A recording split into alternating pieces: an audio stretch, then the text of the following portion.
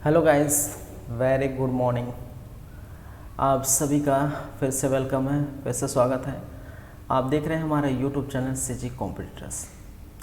महिला पर्यवेक्षक की क्लासेस लगातार आप देख पा रहे हैं, जारी है।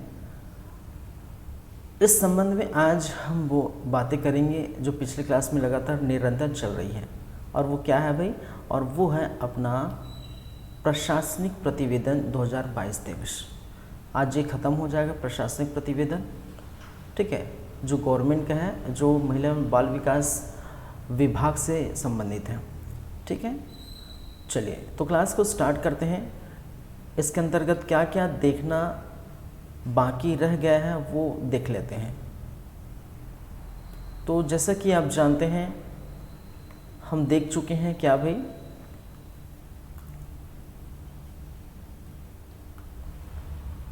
बच्चों के विकास से संबंधित योजनाएं कार्यक्रम देख चुके हैं। ये पूरा महिला एवं बालिकाओं के सशक्तिकरण हेतु संचालित योजनाएं कार्यक्रम देख चुके हैं। ये पूरा हो चुका है, ठीक है। 3 क्लास में पूरा हुआ है और आज की क्लास में अंतिम क्लास है आज, और वो आज हम देखेंगे महिलाओं के आश्रय संरक्षण हेतु विभागीय संस्थाएं, जैसे मिशन शक्ति सामर्थ्य के अंतर्गत सखी निवास, मिशन शक्ति सामर्थ्य के अंदर सखी सदन, नारी निकेतन, राज्य महिला आयोग, राज्य समाज कल्याण बोर्ड, केंद्र सरकार राज्य द्वारा दिए जाने वाले पुरस्कार, मिसल वात्सल, छत्तीसगढ़ राज्य बाल अधिकार संरक्षण आयोग, विभागीय संरचना और वित्तीय प्रावधान एवं प्रगति, ये सारी बातें आज होंगी, ठीक है। तो चलिए फिर क्लास को स्टार्ट करते हैं।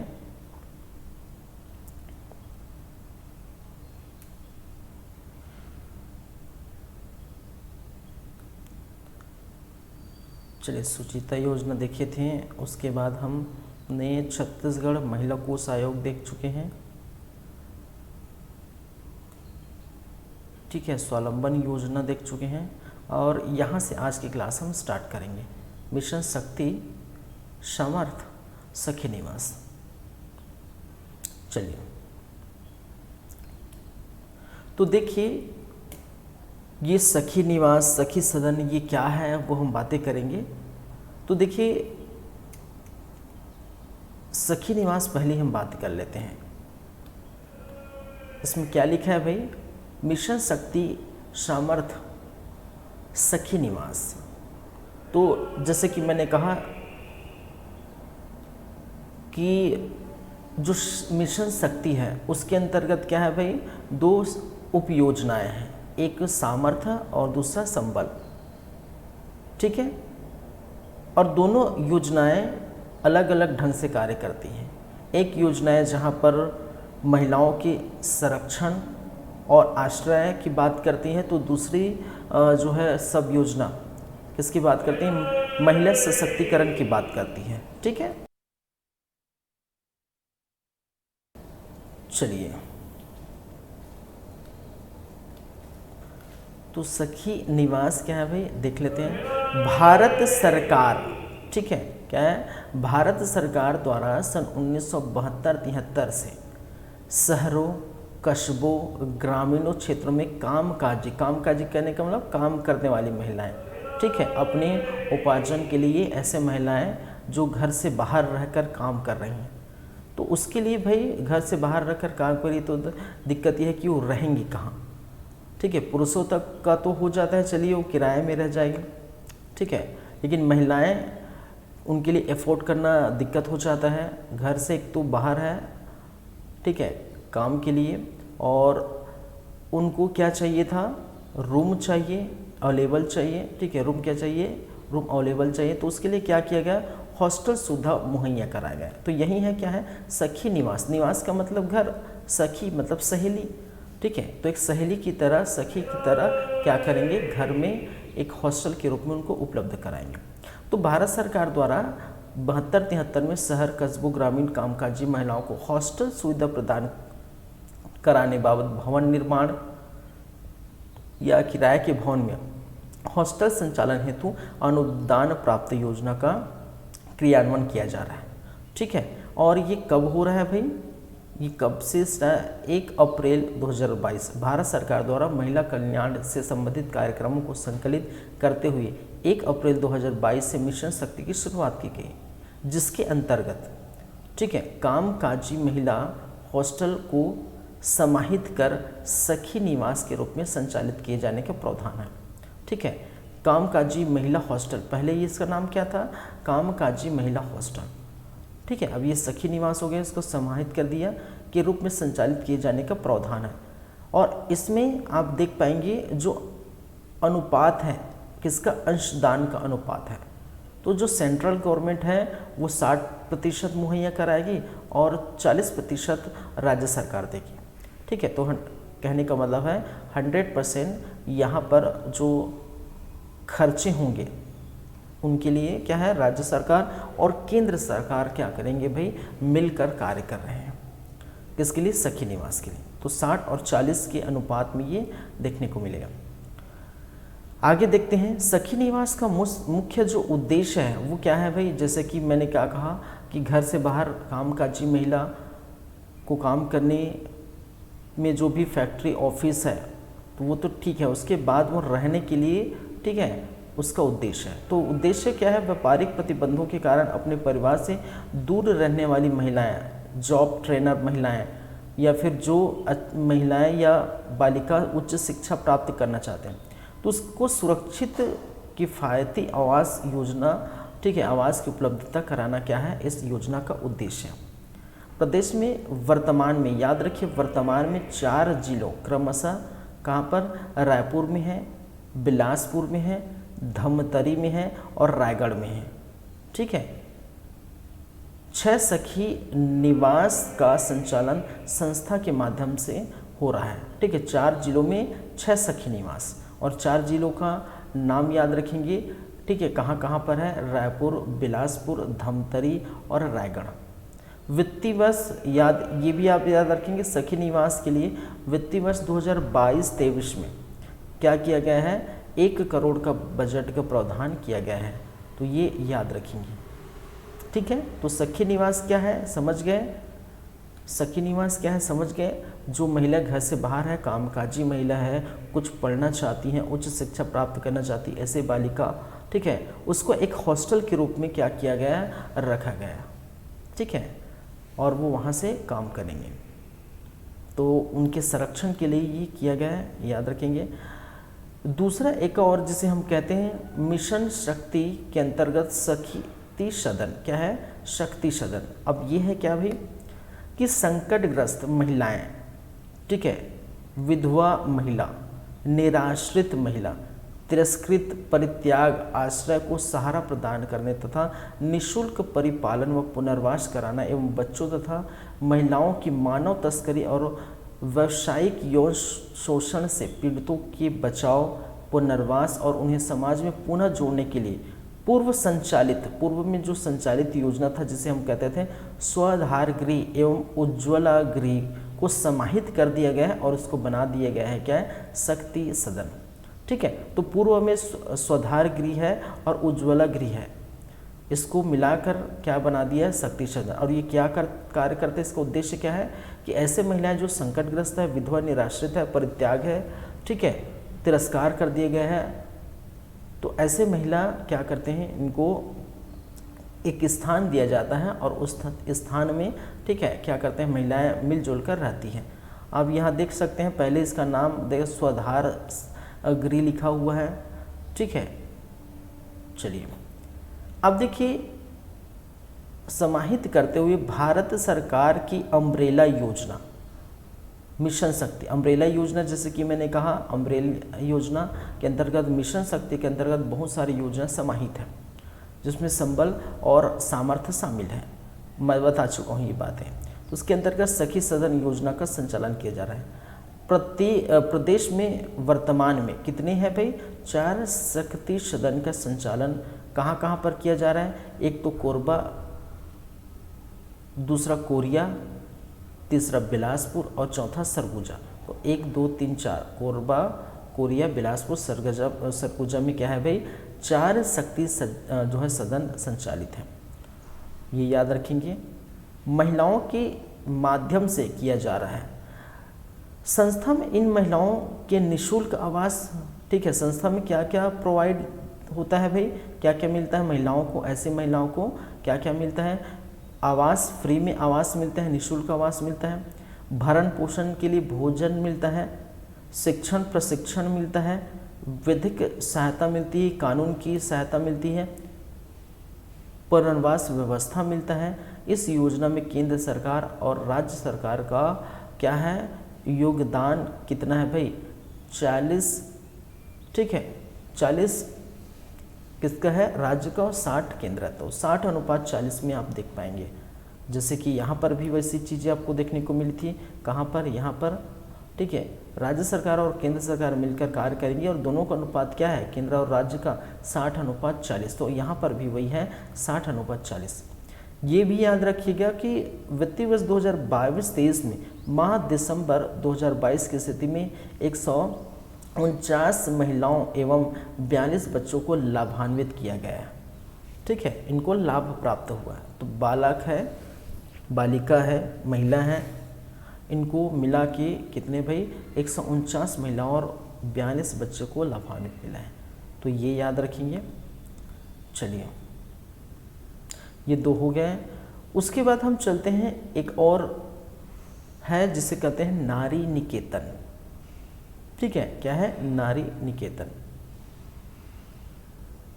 महिला एवं बाल विकास विभाग द्वारा 16 वर्ष से अधिक आयु की अनाथ कन्याओं, विधवा, निराश्रित, परित्याग, अविवाहित माताओं, तिरस्कृत, बेसहारा, समाज से प्रताड़ित महिला, समाज में पीड़ित महिलाओं को आश्रय सहारा प्रदान करने तथा निःशुल्क परिपालन और पुनर्वास व सामाजिक और शैक्षणिक संरक्षण हेतु शासकीय नारी निकेतन के संचालन किया जा रहा है, ठीक है। तो कहने का मतलब यही मोटा मोटी ये है कि ऐसे महिला जो बेसहारा है, तिरस्कार कर दी गई, विधवा है, निराश्रित है, ठीक है, तो वो क्या क्या उनके लिए निःशुल्क पुनर्वास तैयार करके देना है, समाज में उनको जो है अच्छी शिक्षा देना है, ठीक है। ये क्या है, नारी निकेतन का उद्देश्य है, ये याद रखेंगे। प्रदेश में अभी तक जो है 3 जिलों में क्रमशः, एक रायपुर, दूसरा सरगुजा और तीसरा दंतेवाड़ा, 3 जिलों में क्या किया गया, नारी निकेतन संचालित है, ये याद रखिए। दूसरी बात याद रखेंगे, संस्था में इन महिलाओं को निःशुल्क आवास, भरण पोषण, शिक्षण प्रशिक्षण और पुनर्वास की व्यवस्था की जाती है। तीसरी बात आपको याद रखनी है, वित्तीय वर्ष 2021-22 में कुल 119 हितग्राहियों को लाभान्वित मिला है, ठीक है, 119 हितग्राही क्या हुए हैं, लाभ प्राप्त किए हैं। चलिए, वित्तीय वर्ष 2022-23 में माह दिसंबर 2022 की स्थिति में 95 महिलाओं एवं 26 बच्चों को लाभान्वित मिला है, लाभ प्राप्त हुआ है, ये याद रखेंगे। और ये भी इम्पोर्टेंट है कि वित्तीय वर्ष 2022-23 के बजट में कितने का प्रावधान है भाई, 166.40 लाख का प्रावधान किया गया है, ठीक है, इस वित्तीय वर्ष के बजट में। तो ये याद रखिए, नारी निकेतन, ये आप देख सकते हैं, ठीक है, ये आप देख सकते हैं भाई। तो एक हम पढ़ लिए सखी निवास, दूसरा शक्ति सदन, तीसरा पढ़ लिए नारी निकेतन। आगे क्या क्या है और देखेंगे।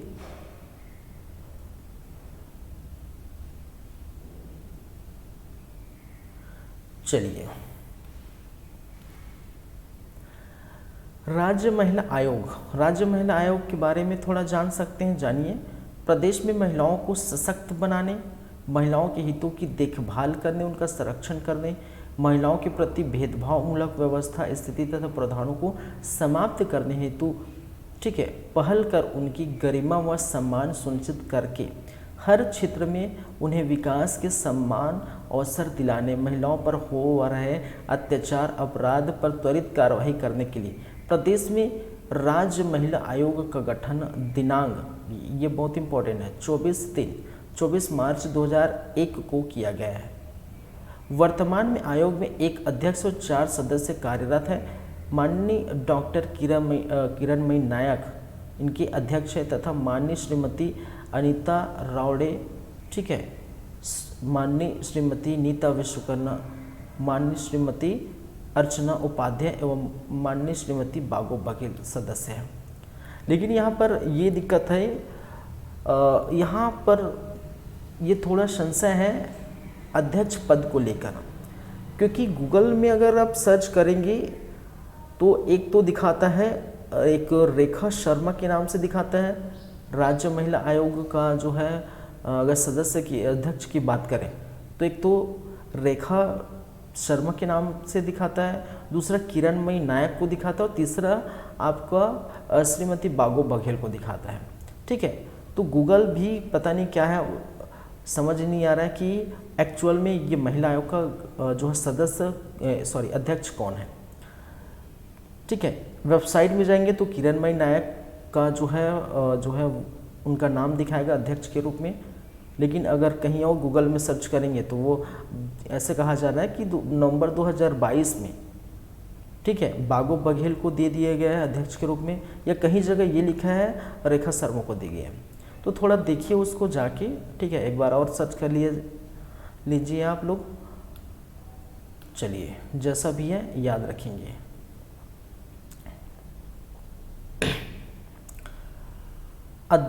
देखिए आयोग का कार्य क्या है, आयोग का बहुत, ठीक है, बहुत सारे कार्य हैं। एक तो महिलाओं के लिए संविधान तथा अन्य विधियों के अधीन उपबंधित संरक्षणों से संबंधित समस्त मामलों का अन्वेषण और परीक्षण करना, राज्य सरकार को वार्षिक रूप से तथा ऐसे अन्य समयों पर जैसे कि आयोग उचित समझे ऐसे संरक्षणों का कार्यान्वयन के संबंध में रिपोर्ट प्रस्तुत करना, संविधान तथा अन्य विधियों में महिलाओं के संबंध में किए गए उपबंधों के उल्लंघन के मामलों में समुचित प्राधिकारियों तक ले जाना, महिलाओं के सामाजिक आर्थिक विकास की योजना तैयार करना तथा, ठीक है, संबंधित प्रक्रिया में भाग लेना एवं सलाह देना, ऐसे मुकदमे को धन देना जिसमें ऐसे मुद्दे अन्वंतवित है जो महिलाओं के बड़े समूह पर प्रभाव डालते हैं। ठीक है, तो महिला आयोग महिला के लिए, बच्चों के लिए कार्य करती है, जैसे कि मैं इसके पहले राज्य महिला आयोग के बारे में बताया भी है। ठीक है,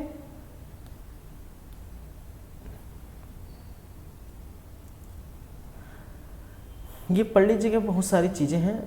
निम्नलिखित के संबंध में गहन अध्ययन करना, किसके संबंध में, राज्य की महिलाओं की आर्थिक दृष्टि के संबंध में, शैक्षणिक के संबंध में, स्वास्थ्य के संबंध में, ठीक है, गहन अत्यधिक क्या करना, गहन करना। आदिवासी जिलों तथा ऐसे क्षेत्रों पर विशेष ध्यान दिया जाएगा जो महिलाओं की साक्षरता में कमी है, ठीक है, मृत्यु दर तथा आर्थिक विकास की दृष्टि से कम विकसित है, तो ऐसे को हम क्या करना है, ज़्यादा उनको जो है अध्ययन करना है। वे परिस्थितियाँ जिसमें महिलाएं कारखानों में कार्य करती है, स्थापनाओं, निर्माण भवनों तथा वैसी अन्य स्थितियों में कार्य करती है और उक्त क्षेत्रों में महिलाओं की परिस्थिति में सुधार हेतु विशिष्ट रिपोर्ट के आधार पर राज्य सरकार को सिफारिश पेश करना इनका कार्य है। ठीक है, फिर अन्य की बातें यदि हम करें तो राज्य में या चुने हुए क्षेत्रों में महिलाओं के विरुद्ध समस्त अपराधों की उनके अंतर्गत महिलाओं के विवाह तथा दहेज, बलात्कार, अपहरण, छेड़छाड़, महिलाओं के अनैतिक व्यापार से संबंधित मामले तथा प्रसव कराने वाले, नसबंदी कराने वाले के समय चिकित्सक उपेक्षा, गर्भधारण तथा शिशु के जन्म से संबंधित चिकित्सक हस्तक्षेप के मामले में समय समय पर जानकारी संकलित करना है। ये याद रखेंगे। महिलाओं के प्रति अत्याचार के विरुद्ध संपूर्ण राज्य में या वे निर्दिष्ट क्षेत्रों में लोकमत जुटाने के लिए राज्य प्रकोष्ठ और जिला प्रकोष्ठ यदि कोई हो तो के साथ समन्वय करना, जिससे ऐसे अत्याचारों से संबंधित अपराध की शीघ्र रिपोर्ट की जाने तथा पता लगाने जाने और ऐसे अपराध के विरुद्ध लोकमत जुटाने में सहायता मिलेगी। तो ये सारी बातें जो आप पढ़ सकते हैं, ठीक है, राज्य महिला आयोग के अंतर्गत प्रकार जो है प्रशासनिक प्रतिवेदन में। ठीक है, कुछ शिकायत है जिसे राज्य महिला आयोग प्राप्त करती है महिलाओं के संबंध में, जैसे महिलाओं पर अत्याचार और महिलाओं के विरुद्ध अपराध हो रहे हैं तो तो वो शिकायत वो लेती है। ठीक है, महिलाओं को उनके न्यूनतम मजदूरी, प्राथमिक स्वास्थ्य और प्रसूति सुविधाओं से संबंधित अधिकारों से वंचित करना। ठीक है, ऐसे ये शिकायत लेती है। यदि ऐसा होता है तो उसके लिए शिकायत कर सकते हैं राज्य महिला आयोग में। महिलाओं के संबंध में राज्य सरकार के नीतिगत निवेशकों पालन न किया जाना, परित्यक्ता और निराश्रित महिलाओं और वैश्यवृत्ति करने के लिए विवश की गई महिलाओं का पुनर्वास। ठीक है, ऐसी महिलाओं पर जो अभिरक्षा में है अत्याचार और उन्हें समुचित उपचार उपयोग के लिए संबंध प्राधिकारियों तक ले जाना, ये इनके क्या है, शिकायत दर्ज करके ये कार्य करती हैं। चलिए अन्य की बात करें तो निर्धन महिलाओं को विधिक परामर्श देना। ठीक है, कानूनी परामर्श देना, ये याद रखेंगे। किसी जेल, प्रतिपेषण गृह, महिलाओं की संस्था या अभिरक्षा में रखने के अन्य स्थानों का जहां महिलाओं को कैदियों के रूप में या अन्यथा रखा जाता है, निरीक्षण करना।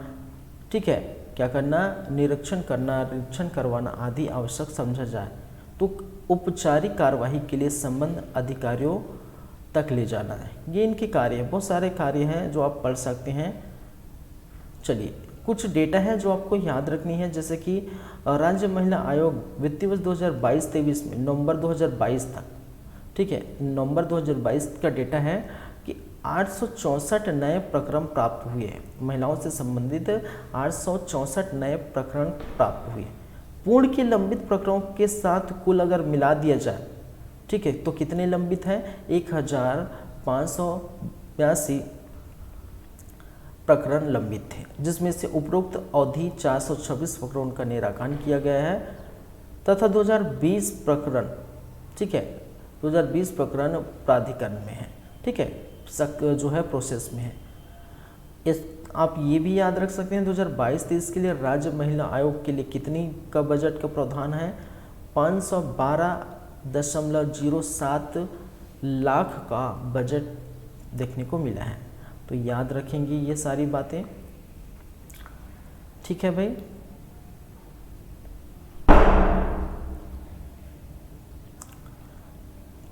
चलिए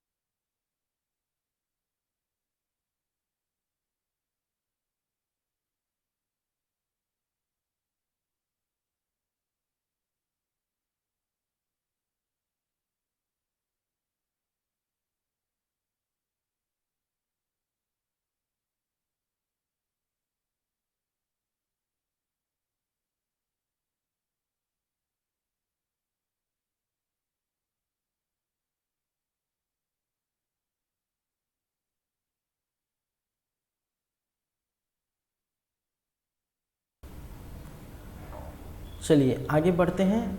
आगे यदि बात की जाए तो हम बात करेंगे किसकी, राज्य समाज कल्याण बोर्ड। ठीक है, ये क्या कार्य करती हैं और इस क्या उद्देश्य है, ये हम बात करेंगे। तो महिलाओं के कल्याण के लिए, कल्याण विकास, महिलाओं की सशक्तिकरण के लिए गैर सरकारी संगठनों के साथ सहभागिता एवं समाज कल्याण गतिविधियों को बढ़ावा देने के उद्देश्य से छत्तीसगढ़ प्रदेश में राज्य समाज कल्याण बोर्ड का गठन किया गया है।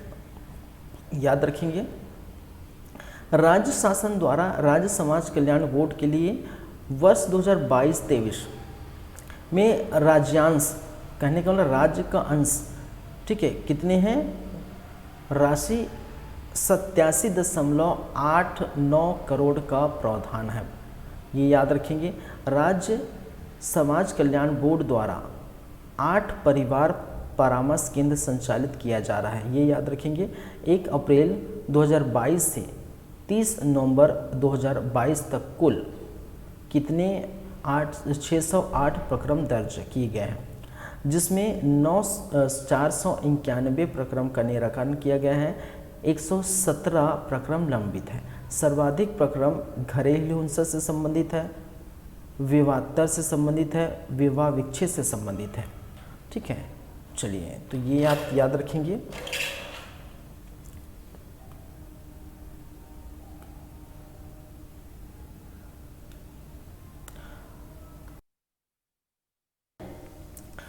अब देखेंगे कुछ पुरस्कार केंद्र सरकार और या फिर राज्य सरकार द्वारा दी जाने वाली पुरस्कार। ठीक है, महिलाओं को, बच्चों को, बालिकाओं को क्या किया गया है, पुरस्कार दी गई है। तो उसके संबंध में बात करेंगे, क्या क्या पुरस्कार है, तो वो आप देख सकते हैं। एक तो प्रधानमंत्री राष्ट्रीय बाल पुरस्कार। ठीक है, क्या है, प्रधानमंत्री राष्ट्रीय बाल पुरस्कार। तो याद रखिए, ये केंद्र सरकार द्वारा, ठीक है, नवोन्मेष, सामाजिक सेवा, शैक्षिक, खेल, कला, साहित्य तथा बहादुरी के क्षेत्र में असाधारण जो सराहनीय उपलब्ध दर्शाने वाले 5 से लेकर कितने वर्ष भाई, 5 साल से लेकर 18 वर्ष की आयु के बच्चों को प्रदान किया जाता है।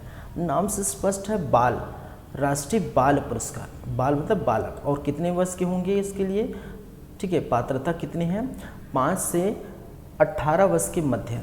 ठीक है, और ऐसे बच्चे जो सामाजिक सेवा करते हैं, शैक्षिक में जो है अच्छे हैं, कला साहित्य में, ठीक है, वो निपुण है, बहादुरी के क्षेत्र में जो है वो अपना दम दिखाए हैं, तो ऐसे बालकों को सम्मानित किया जाता है। और उसके में क्या क्या प्राप्त होता है भाई, उसके लिए, ठीक है, प्रत्येक बच्चे को 1 पदक और 1 लाख रुपए। ठीक है, प्रत्येक बच्चे को 1 पदक और 1 लाख रुपए नगद पुरस्कार एवं प्रशस्ति पत्र एवं अन्य उपहार प्रदान की जाती है।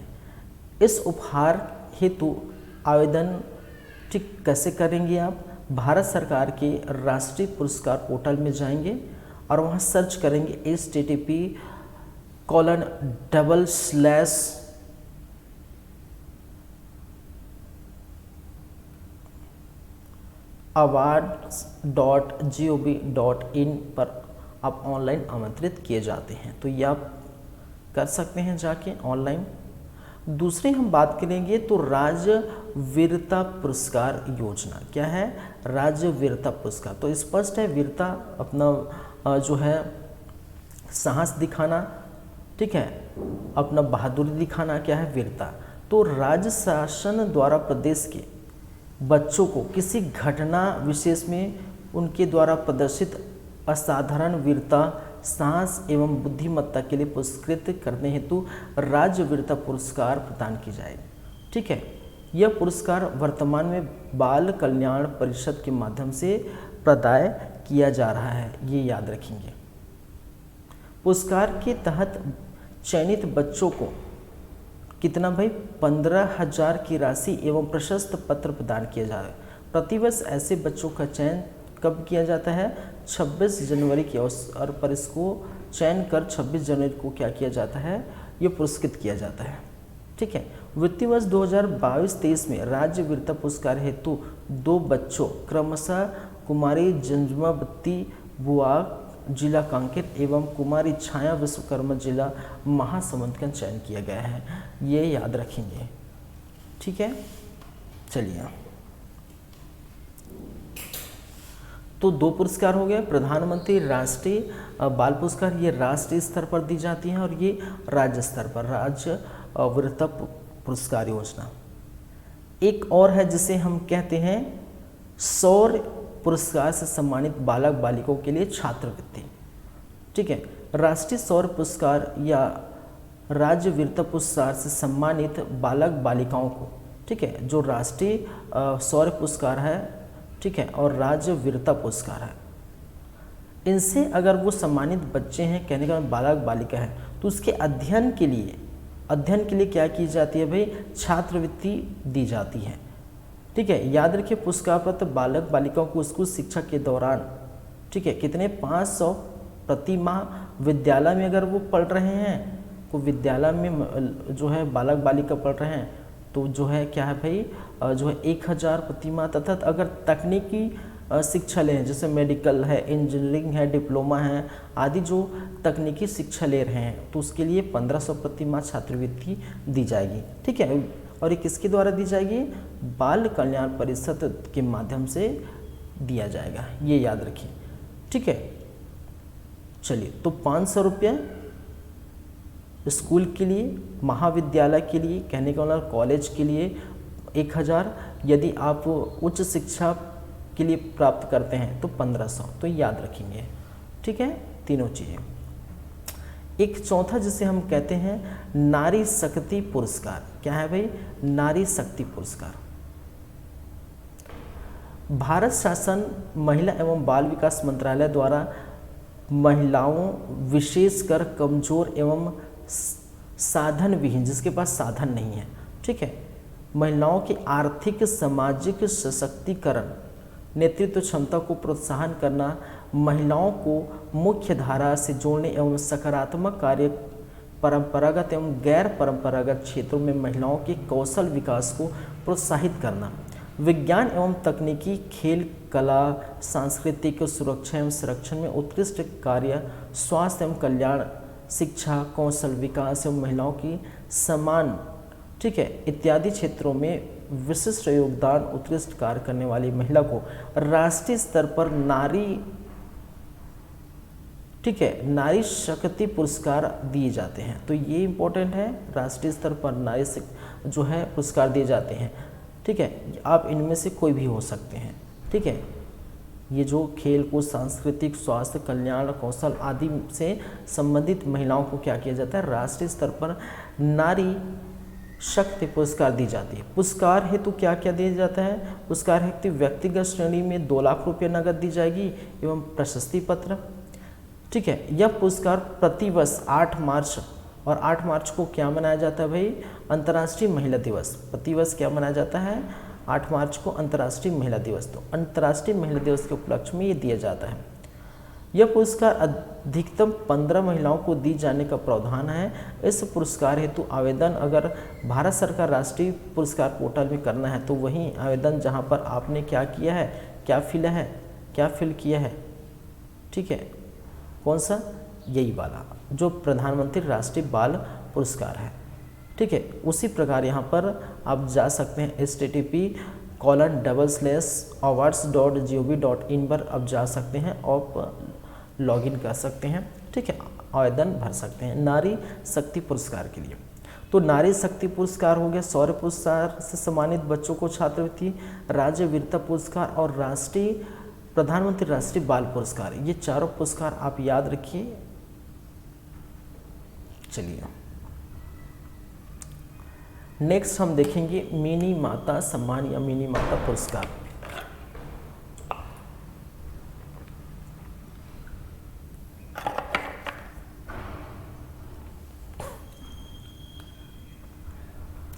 ठीक है,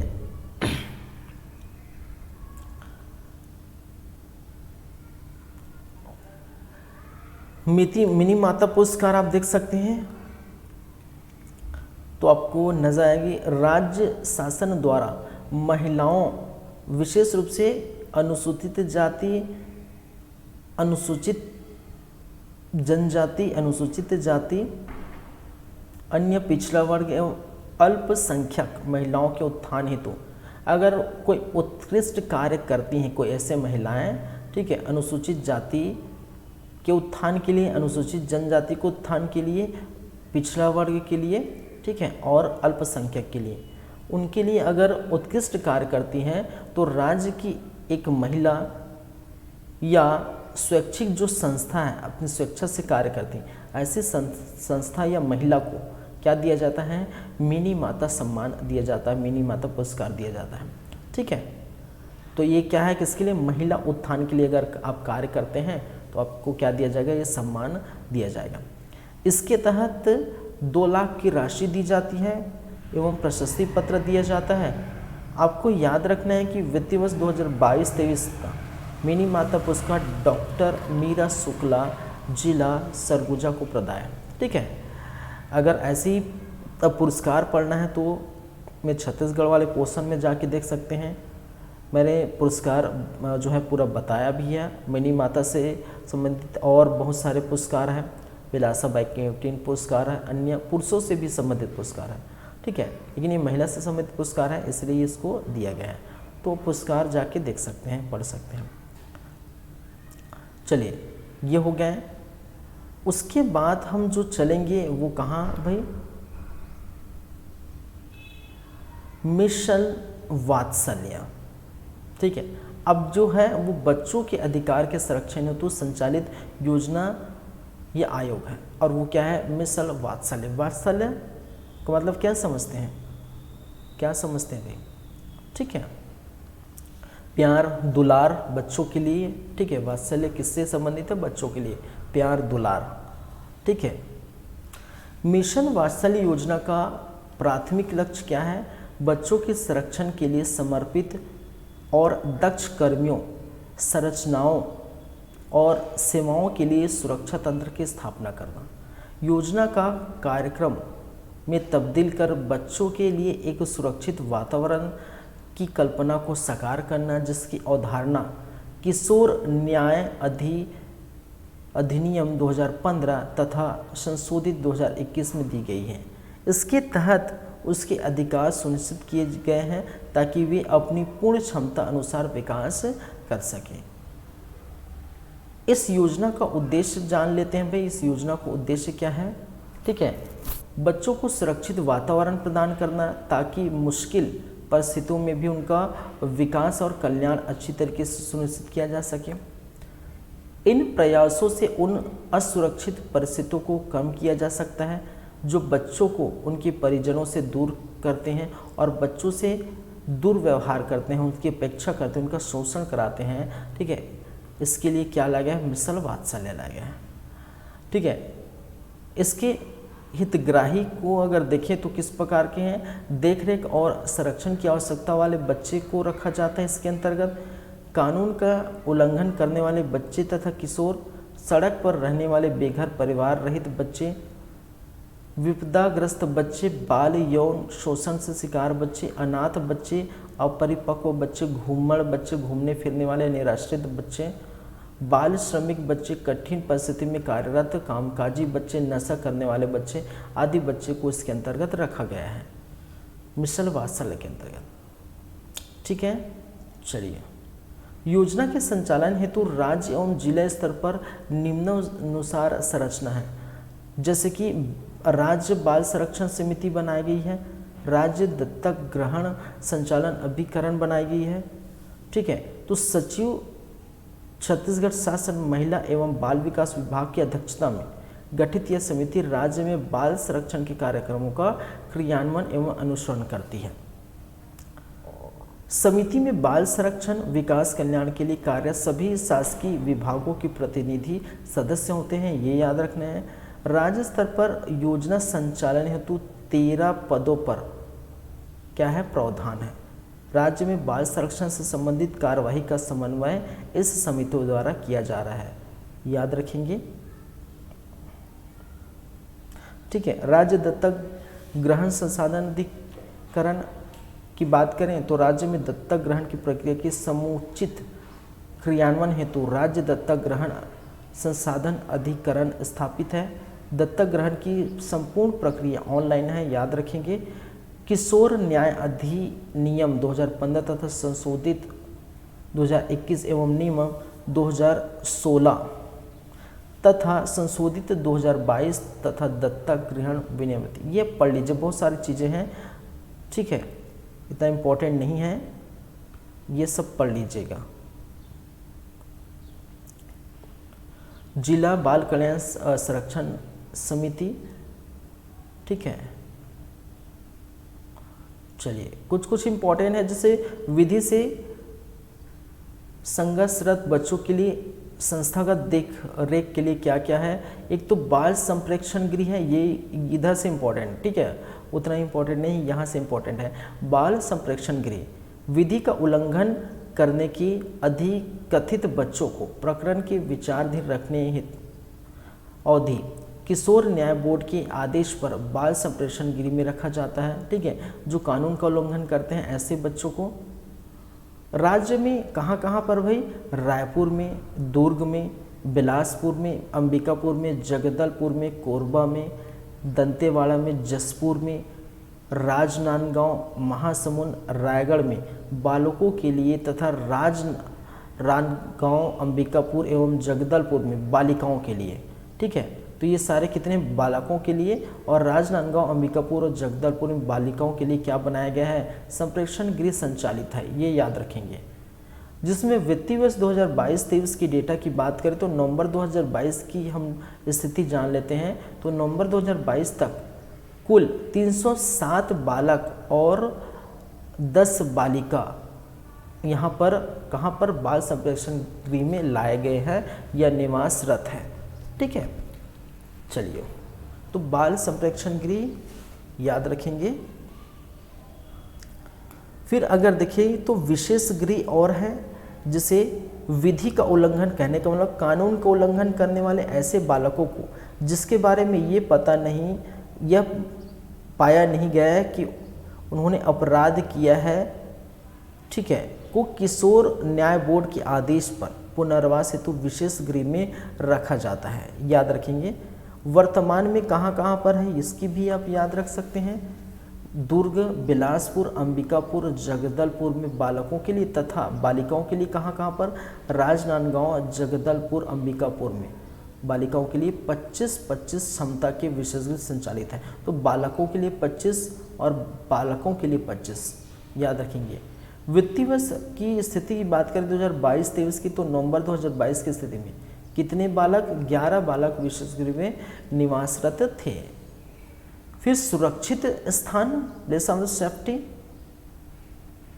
सुरक्षित स्थान में जो जघन्य अपराध के अभियुक्त 16 से 18 वर्ष की आयु तक के बालकों या 18 से 21 वर्ष की आयु के ऐसे व्यक्ति जिन्होंने 18 वर्ष आयु के पूर्व अपराध कारित किया हो, अपराध 18 से पूर्व किया हो, को उनके प्रकरणों के विचाराधीन होने की अवधि में या सिद्ध दोष होने पर बाल न्यायालय अथवा किशोर न्याय बोर्ड के आदेश पर रखा जाता है, ठीक है, एक सुरक्षित स्थान पर। तो वो कहाँ पर है ये भी देख लेते हैं।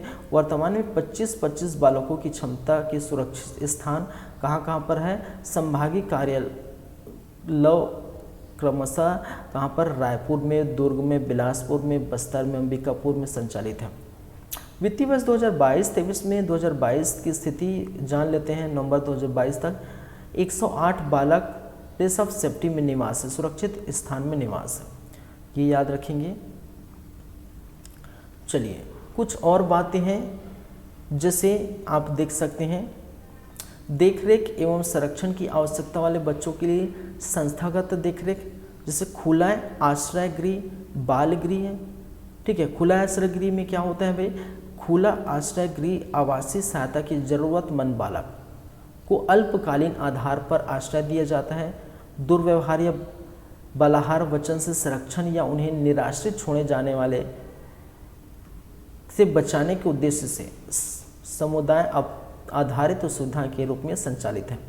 खुला आश्रय गृह बालकों के लिए कहाँ पर है, दुर्ग में, बिलासपुर में है, रायगढ़ में, अंबिकापुर में, बस्तर में, दंतेवाड़ा एवं कोरबा में, तथा बालिकाओं के लिए कहाँ कहाँ पर भाई, रायपुर, जसपुर में संचालित है। 2022-23 में नवंबर 2022 की स्थिति की जान ले तो 28 बालक और 12 बालिका यह खुला आश्रय गृह में क्या है, निवासरत है, ये याद रखेंगे। चलिए, बालगृह क्या है भाई, देख रेख एवं संरक्षण की आवश्यकता वाले ऐसे बच्चे जिन्हें दीर्घ अवधि के लिए आश्रय, देख रेख और संरक्षण की आवश्यकता होती है, उन्हें बालक कल्याण समिति के आदेश पर, ठीक है, बालक कल्याण समिति के आदेश पर बाल गृह में रखा जाता है। राज्य में बात करें तो 6 शासकीय, 37 अशासकीय बाल गृह संचालित है। वित्तीय वर्ष 2022-23 में नवंबर 2022 की स्थिति जान ले तो 1073 बालक एवं 730 बालिका इस बाल गृह में निवासन, ये याद रखेंगे। विशिष्ट दत्तक ग्रहण अभिकरण, ये भी याद रखेंगे। अनाथ बच्चे, परित्यक्त बच्चे, अभ्यर्पित बच्चे जिनके दत्तक, ठीक है, जिन्हें दत्तक कर दिया गया है, उन बच्चों के लिए दत्तक ग्रहण की कार्यवाही विशिष्ट दत्तक ग्रहण अभिकरण द्वारा की जाती है। एक इकाई की क्षमता 10 बच्चों की होती है। वर्तमान में राज्य में कहाँ कहाँ पर भाई, रायपुर, बिलासपुर में 2-2 इकाई है, दंतेवाड़ा में है, रायगढ़ में है, महासमुंद, कांकेर, कवर्धा, जसपुर, जगदलपुर, कोरबा, राजनांदगांव, अंबिकापुर, ठीक है, कुल 13 विशिष्ट दत्तक ग्रहण अभिकरण संचालित हैं। ये भी याद रखिए। 2022-23 की स्थिति की बात करें नवंबर 2022 तक, ठीक है, 73 बच्चे दत्तक में दिए गए और 70 बच्चे देश के भीतर तथा 3 बच्चे अंतर्देशीय दत्तक ग्रहण किए गए हैं, याद रखें। कुछ गैर संस्थागत देखरेख कार्यक्रम हैं, यह पढ़ सकते हैं भाई, ठीक है, ये पढ़ सकते हैं क्या क्या चीज़ है। आफ्टर केयर कार्यक्रम उतना इम्पोर्टेंट तो नहीं है यहाँ से।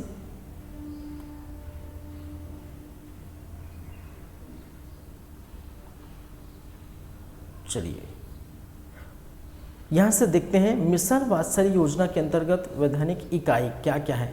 बाल कल्याण समिति है, ठीक है, और बाल कल्याण समिति के अंदर किशोर न्याय अधिनियम 2015 तथा संशोधित 2021 के अंतर्गत बाल कल्याण समिति देखरेख एवं संरक्षण की आवश्यकता वाले बालकों के संबंध में निर्णय लेने के लिए सक्षम प्राधिकार है।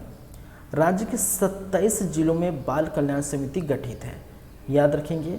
समिति में क्या कौन कौन होते हैं भाई, एक अध्यक्ष होता है, 4 सदस्य होते हैं और 4 सदस्य में से कम एक महिला सदस्य होना जरूरी है। इस समिति को दंड प्रक्रिया संहिता 1973-74 का 2 द्वारा प्रथम श्रेणी में न्यायिक मजिस्ट्रेट को दत्तक शक्तियाँ प्राप्त हैं, याद रखेंगे। बालक कल्याण समिति के अध्यक्ष एवं सदस्यों की नियुक्ति कौन करता है, राज्य स्तरीय चयन समिति जो उच्च न्यायालय की सेवानिवृत्त, ठीक है, जो रिटायरमेंट हो चुके हैं उच्च न्यायालय के न्यायाधीश की अध्यक्षता में, ठीक है, की सिफारिश पर की जाती है, ये याद रखेंगे। किशोर न्याय बोर्ड के बारे में याद रखेंगे, क्या है इसकी बातें। किशोर न्याय बोर्ड अधिनियम 2015 तथा संशोधित 2021 के अंतर्गत विधि का उल्लंघन करने वाले बालकों के संबंध में निर्णय देने के लिए क्या है, समक्ष प्राधिकार किशोर न्याय बोर्ड है। बोर्ड में एक प्रधान मजिस्ट्रेट होता है जो कि प्रथम वर्ग न्यायिक मजिस्ट्रेट होता है, 2 सामाजिक कार्यकर्ता होता है और 2 सामाजिक कार्यकर्ता में एक जो है एक महिला सदस्य होना जरूरी है। बोर्ड के अध्यक्ष प्रथम श्रेणी के न्यायिक मजिस्ट्रेट, जबकि सामाजिक कार्यकर्ता की नियुक्ति राज्य स्तरीय चयन समिति के उच्च न्यायालय की सेवानिवृत्त, ठीक है, जो रिटायरमेंट न्यायाधीश हैं वो उनकी अध्यक्षता में गठन की जाती है। राज्य में 27 जिलों में, ठीक है, 28 किशोर न्याय बोर्ड है, ठीक है, 27 जिलों में किशोर न्याय बोर्ड है, ठीक है, 27 में 28 है, इसका मतलब प्रत्येक जिले में 1 है, लेकिन दुर्ग जिले में 2 है, ठीक है, प्रत्येक जिले में 1 है, दुर्ग जिले में 2 है, याद रखेंगे।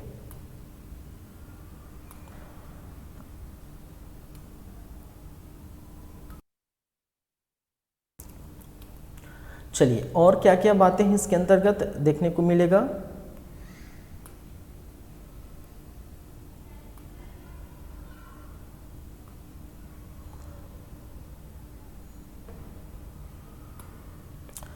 विशेष किशोर पुलिस इकाई, विशेष किशोर न्याय अधिनियम 2015 तथा संशोधित 2021 की धारा 107 के प्रावधान के अनुसार पुलिस प्रशासन द्वारा 28 जिलों एवं एक जो है जीआरपी में विशेष किशोर पुलिस इकाई का गठन किया गया है।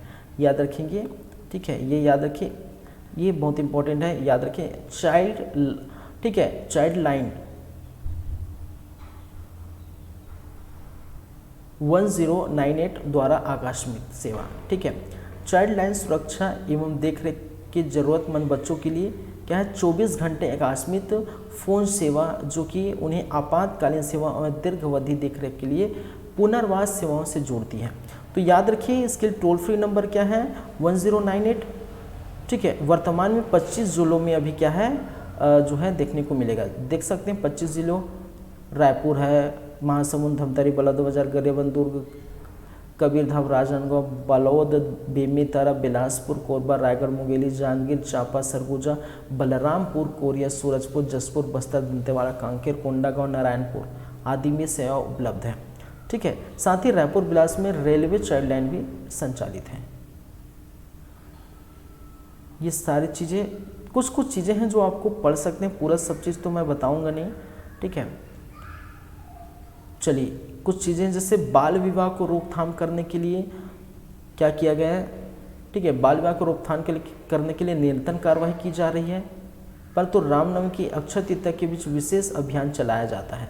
बाल विवाह की रोकथाम के लिए जिला कार्यक्रम अधिकारी एवं बाल विकास परियोजना अधिकारी द्वारा महिला एवं बाल विकास विभाग को विस्तृत निर्देश जारी किए गए, ठीक है।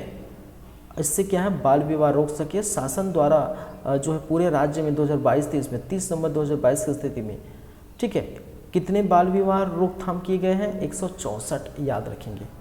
पीएम केयर योजना, पीएम केयर योजना फॉर चिल्ड्रन योजना का उद्देश्य कोविड वैश्विक आपदा में अनाथ हुए बच्चों के कल्याण हेतु स्वास्थ्य बीमा, शिक्षा, वित्तीय सहायता उपलब्ध कराना क्या है, पीएम केयर फॉर चिल्ड्रन योजना का उद्देश्य है।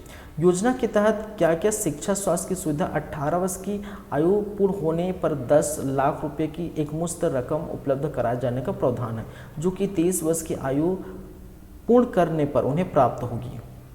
योजना की हितग्राही को जानकारी जो पीएम केयर पोर्टल पर अद्यतन है, याद रखेंगे। योजना अंतर्गत 109 पात्र हितग्राही को लाभ दिया गया है अभी तक, ठीक है। कोविड में वैश्विक जो है आपदा हो गई है, तो वो अपने माँ बाप को खो दिए, अनाथ हो गए, ऐसे बच्चों के लिए विशेष पहल उम्मीद उजियार। उम्मीद क्या है भाई कि बच्चों के शैक्षणिक विकास को सकारात्मक एवं सुविधाजनक बनाने के लिए बाल देखरेख संस्थाओं में ऑनलाइन शैक्षणिक कार्यक्रम संचालित किया जा रहा है, ठीक है। इस हेतु एचडीएफसी बैंक द्वारा 78 बाल देखरेख संस्थानों में स्मार्ट टीवी लगाए गए हैं, ठीक है, ताकि वो शिक्षा प्राप्त कर सकते हैं, ऑनलाइन शिक्षा प्राप्त कर सकते हैं, ठीक है। चलिए और कुछ है। उजियार क्या है, विधि से संघर्षरत बालकों हेतु संचालित बाल देखरेख संस्थाओं में निवास, ठीक है, बालकों की ऊर्जा को सकारात्मक दिशा में क्या क्या लिखा है भाई, ठीक है। कार्यरत कर्मचारी एवं बालकों के बीच स्वस्थ एवं संरचनात्मक संबंध की स्थापना करना, ठीक है। ये कहाँ कहाँ पर है आयोजित, जो जगदलपुर, दुर्ग, सरगुजा, बिलासपुर, ये सारे पढ़ लीजिएगा, ठीक है। चलिए उजियार क्या है, उम्मीद क्या है, ये पढ़ लीजिएगा। उमंग क्या है, बाल सक्षम नीति क्या है, ये सारे आप पढ़ लीजिएगा।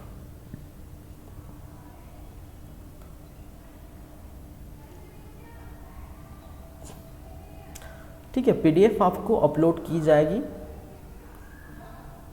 देखिए बाल देखरेख संस्थाओं की विभिन्न गतिविधियां आप देख सकते हैं, यहाँ पर चित्र के हिसाब से दिखाया जा रहा है।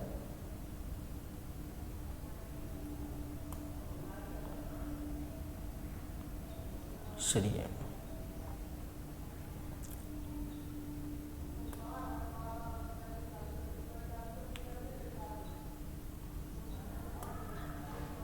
कुछ पदाधिकारी के नाम भी यहाँ उपलब्ध हैं, आप देख सकते हैं। विभागीय संरचना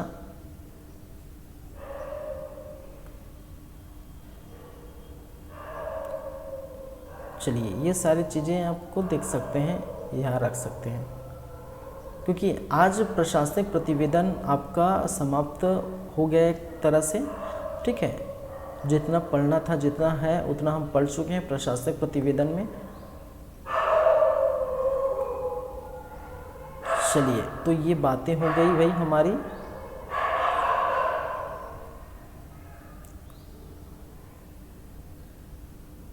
चलिए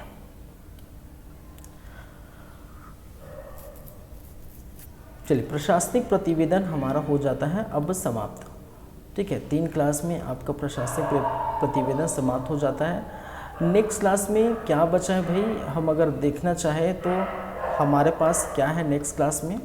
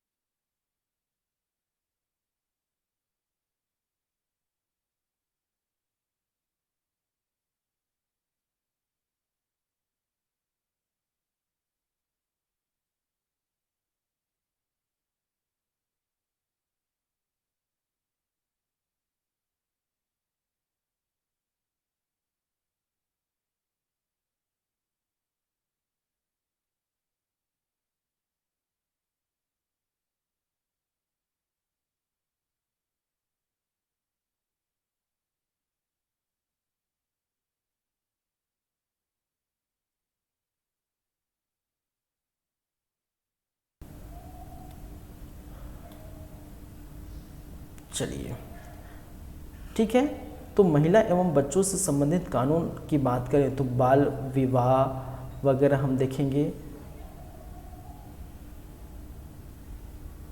दहेज प्रतिषेध अधिनियम देखेंगे, दहेज प्रतिदोष नियम देखेंगे, टोनी प्रताड़ना। ठीक है, ये सारी बातें होंगी। इतने तो 10 से 12 क्लास के आसपास आपको नज़र आएंगे और ये बहुत अच्छे से हम देखेंगे एक एक चीज़। ठीक है, चलिए तो आपके लगभग बोल सकते हैं कि ये अंतिम पड़ाव पर है, 10-12 और है तो वहाँ पर हम चलेंगे तो पूरा देख लेंगे। ठीक है, उसके बाद जो भी होगा हम बातें करेंगे इसमें जो भी बाकी रह गया है, महिला पर्यवेक्षक में जो भी बाकी रह गए हैं उसको हम देखेंगे। सामान्य हिंदी और छत्तीसगढ़ी भाषा का ज्ञान वगैरह अब देख सकते हैं, ये हम देखेंगे। ठीक है, जो ज़्यादा अंक है उसको हम पहले देखेंगे। तो ज़्यादा अंक कौन है भाई, ये तो 20 अंक का ये आपको देखने को नज़र आएगा। और फिर आपका 40 अंक का जो है सामान्य मानसिक योग्यता ये है, ये ज़्यादा अंक है। और फिर आपका ये सामान्य हिंदी छत्तीसगढ़ भाषा का ज्ञान ये है, जनरल इंग्लिश है, सामान्य गणित ये है। तो 40 अंक क्या है भाई, इसमें क्या क्या बातें हैं। सामान्य मानसिक योग्यता एवं सामान्य ज्ञान क्या क्या है इसमें, विषमता को पहचानना, अंकित श्रेणी, अक्षर अंक चित्रों द्वारा संबंध देखना, सांकेतिक व छुपे हुए चित्र वगैरह, रीजनिंग है। ठीक है, क्या है ये रीजनिंग है कुछ है। और छत्तीसगढ़ में संबंधित इतिहास, सामान्य जानकारी, घटना, खेल, साहित्य, ये सारी बातें मैं बहुत सारी बातें पढ़ा चुका हूँ। ठीक है, आप वीडियो में जाके देख सकते हैं, भारत की अर्थव्यवस्था, भारत का भूगोल, विज्ञान वगैरह मैं बता चुका हूँ, फिर भी समविस्तार वगैरह विज्ञान वगैरह थोड़ा बहुत देख लेंगे। ठीक है, चलिए।